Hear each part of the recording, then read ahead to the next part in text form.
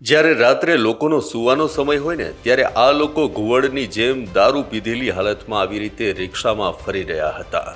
ઓછામાં પૂરું તેમની સાથે દારૂની બોટલો પણ હતી અને રસ્તા પર જ્યારે આ લોકોએ ધમાલ મચાવીને ત્યારે સ્થાનિક લોકો સાથે તેણે માથાકૂટ કરી બેફામ ગાળો ભાંડી અને મારામારી સુધી આવી ગયા હતા. આ દ્રશ્યો છે વડોદરાના જે સંસ્કારી નગરી કહેવાય છે તેનું આ યુવાધન હવે વંઠી ગયું છે.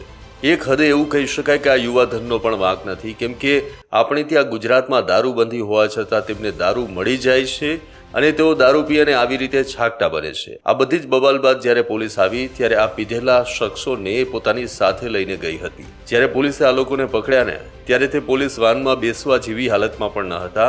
પોલીસવાળાઓએ તેમને માંડ કરી અને પોલીસ વાનમાં બેસાડ્યા હતા. આવા આવારા તત્વોની ગુંડાગર્દીને પોલીસ ક્યારે ડામશે તે સવાલ હવે વડોદરાવાસીઓ કરવા લાગ્યા છે.